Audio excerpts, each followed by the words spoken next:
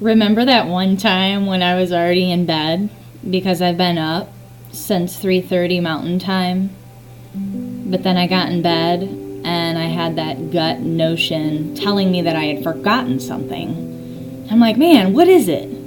Did I forget to water my plants, dishwasher, laundry, my bag? No, it's just week 4 Thursday thoughts. That's all it is.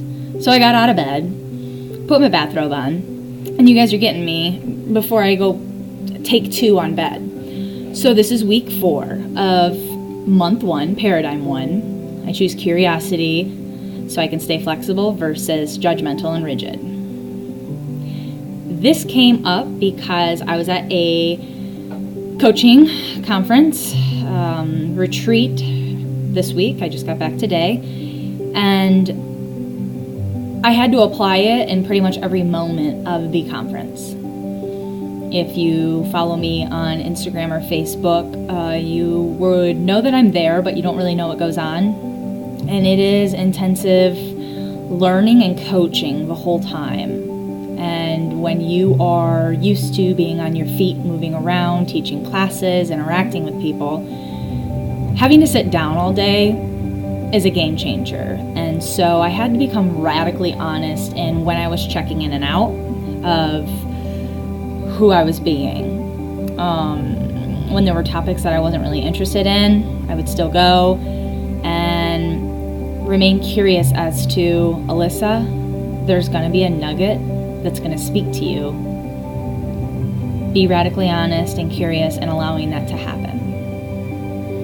And then in times when I was checking out, like I wasn't in it to win it, becoming radically curious and, well, why am I not being fully present right now? Is it because of the topic? Is it because I'm somewhat sleep deprived or dehydrated, or I'm just like, there's so much energy vibing that like I'm exhausted in a different way than I'm used to? And not necessarily trying to change anything, but being radically curious and adjusting as it goes, knowing that every day there's different topics, there's different skills labs, there's different coaching that will come up, and it's going to impact me differently. In the moments that I was radically curious and learning, I embodied it. In the times when I was kind of checking out, I would remain curious as to why, but then also ensuring myself that whatever I was focusing on, whether it was someone, something, somewhere, to make sure that it was going to be bettering who I am and remaining and encouraging me to live from my heart, to be the person who is being their authentic heart.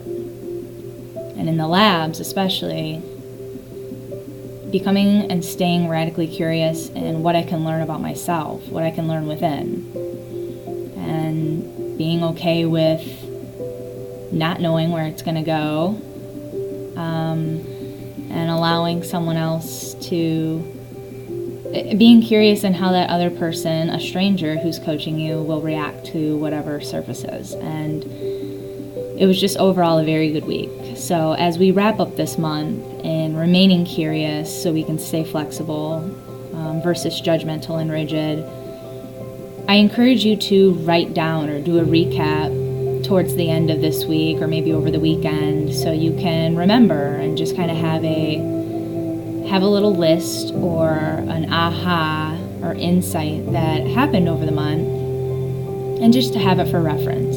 You don't have to necessarily do anything with it, but keep it near, keep it close by, and allow it to teach you something. So, thank you for being you, and thank you for allowing me to be me, and I'm gonna go to bed now.